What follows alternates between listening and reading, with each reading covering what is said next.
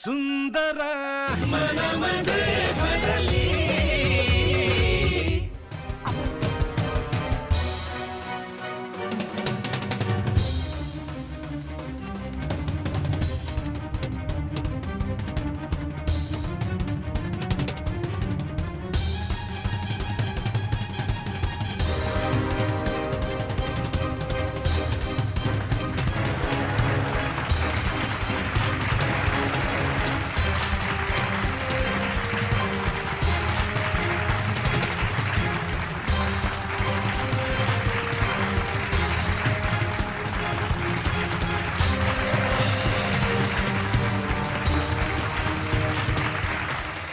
तेव्हा कृपा करून कुठल्याही अफवा पसरवू नका. आपण एका महिलेबद्दल बोलतोय, याचा जरा विचार करा. आणि आता तरी सगळं नीट छापा. हो आबा, तुम्ही नका काळजी करू.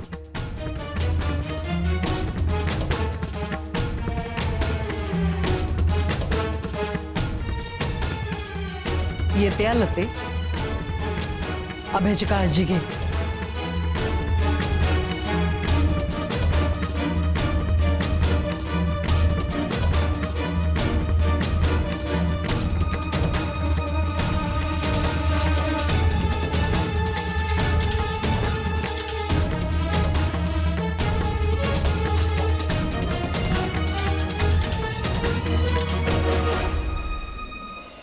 Thank you sir.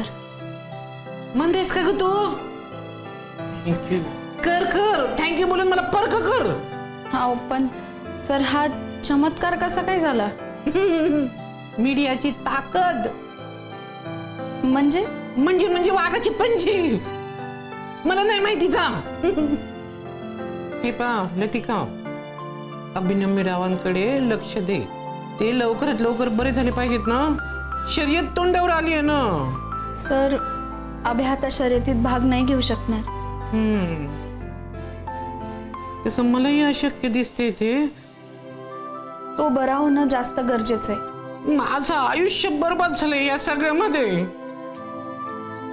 म्हणजे मी बोललेलं कळत नाही ना तुला?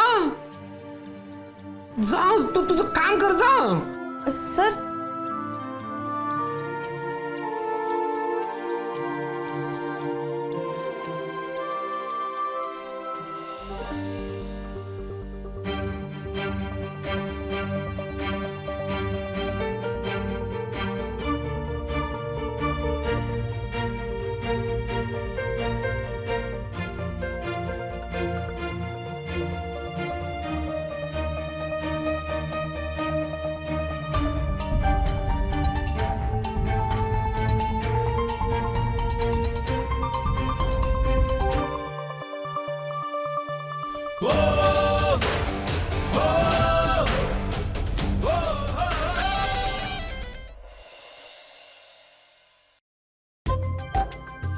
दादा एक चांगला फोन पाहिजे. कीपॅडचा पाहिजे का स्मार्टफोन पाहिजे?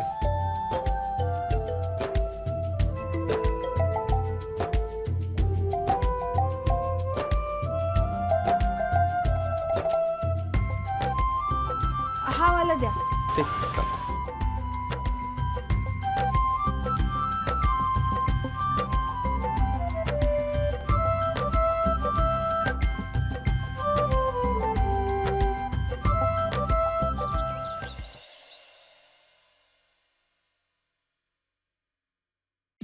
आता बँकेत जायचं नाहीये आपल्याला म्हणल्यावरती घरात जरा कामं करावी का नाही?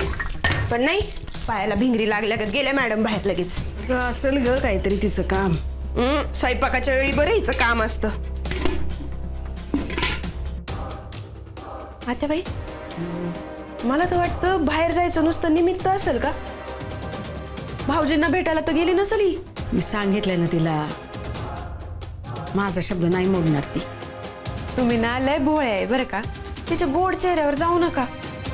तिच्या ना मनात एक असतं आणि पोटात काहीतरी भलतच असतं. हे मी तसं नाही, आपण लक्ष तर ठेवलं पाहिजे का नको? नाही तर आपण इथं बसायचो स्वयंपाक करत आणि ती जायची भाऊजींना भेटायला. इथं तयार करायची त्यांना शर्यतीसाठी.